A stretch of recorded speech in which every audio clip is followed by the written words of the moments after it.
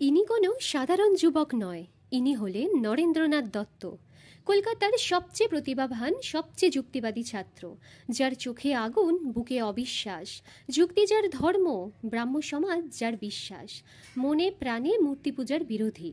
ঈশ্বরকে সে খোঁজে নিরাকার ধ্যানে, পাথরের পুতুলে নয়। কিন্তু আজ সেই অবিশ্বাসী যুবক ছুটে চলেছে এক পাগল পুরোহিতের কাছে, কারণ তার সমস্ত বিশ্বাস যুক্তি হেরে গেছে খিদের কাছে।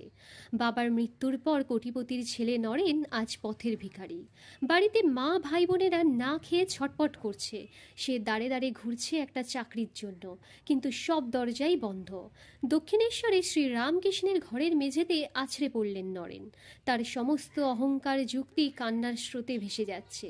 তিনি বললেন, আপনি তো বলেন যে আপনার মা নাকি সব শোনেন, তাহলে বলুন আপনার মাকে আমার এই পরিবারের কষ্ট দূর করতে বলুন। আমার একটা চাকরি চাই, আমি সত্যি আর পারছি না। নরেন রামকৃষ্ণকে খুব ভালোবাসতেন। এই অদ্ভুত পাগল মানুষটার প্রতি তার ছিল গভীর শ্রদ্ধা। কিন্তু তার মা কালী, ওই পাথরের বোতলটাকে নরেন দু চোখে দেখতে পারতেন না। সে নাকি আবার কথা বলবে, চাকরি দেবে।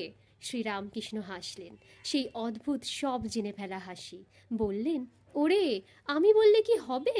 তোর মনের মধ্যে যে এত অবিশ্বাস, তুই যে মাকে মানিসই না, তাই তো তোর এত কষ্ট।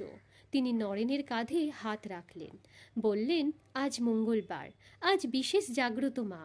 তুই নিজে একবার মায়ের কাছে যা না। তুই নিজে গিয়ে মায়ের কাছে যা চাইবি, আমি কথা দিচ্ছি মা তোকে তাই দেবেন। নরেন যেন আকাশ থেকে পড়লেন। তিনি, নরেন্দ্রনাথ দত্ত, যাবে কিনা ওই পাথরের পুতুলের কাছে ভিক্ষা চাইতে? যে মূর্তি পূজার বিরুদ্ধে তিনি শত শত বক্তৃতা দিয়েছেন, তার মন বিগ্রহ করে উঠল। না, এ অসম্ভব। পরক্ষণেই তার চোখের সামনে ভেসে উঠল উপবাসী মা ও ভাই বোনেদের মুখ।